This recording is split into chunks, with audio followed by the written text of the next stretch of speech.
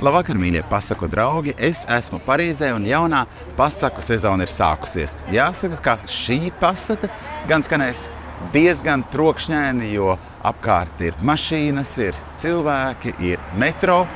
Un es ceru, ka jūs kaut ko dzirdēsiet. Es esmu izvēlējies šodien lasīt vienu no Breteņas pasakām, kas saucas Saules kāzas. Reiz kādā ciemā skaista jaunava salauzās ar jaunekli, kurš izstaroja gaismu. Tūlīt pēc kāzām viņš aizveda jauno sievu uz savu dzimteni. Tikai tad viņa saprata, ka apprecējusies ar sauli.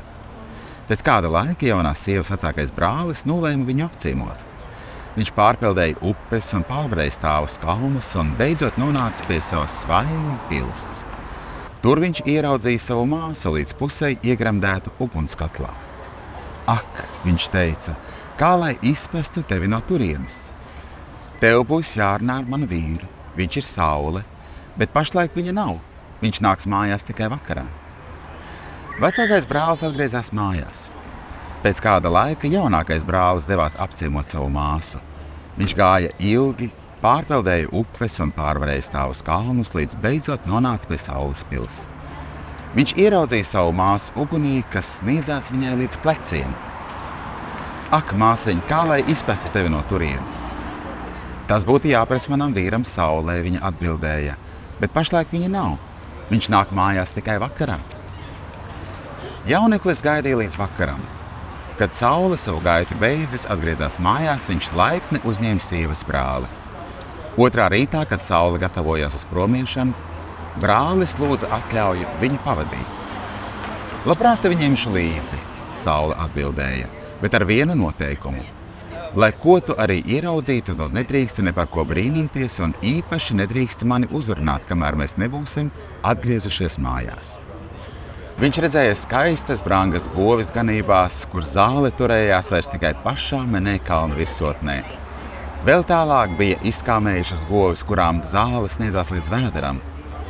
Ceļā viņš sastapa arī divus baložus, kas skūpstījās, tad divus kraukļus, kas viens otram cirta ar knābi. Bet viņš sargājās uzdot kaut vienu jautājumu. Vakarā saule viņam jautāja, vai viņš nav redzējis ko savādu. Es redzēju treknas govis liesās ganībās un liesas govis treknās ganībās. Divas baložas, kas skūpstījās, un divas kraukļus, kas plūcās, viņš atbildēja. Nu labi, saule teica. Tā kā tu man neko nejautāji, kamēr bijām ceļā, es tev paskaidrošu, ko tas viss nozīmē. Treknās govis liesās ganībās ir bagātie, kuri bijuši laimīgi uz zemes, bet nav tāda viņa saulē. Liesās govis treknās ganībās ir nabaga ļaudis, kuri daudz izcietuši uz zemes un kuri saņēmuši atalgojumu savā aizskapa dzīvē. Abi baloži, kas skūpstījās, ir tava māsa un es, bet abi kraukļi, kas plūcās, tie ir tavi tēvs un māte, kuri nonākuši ellē, jo visu savu mūžu bijuši ļauni.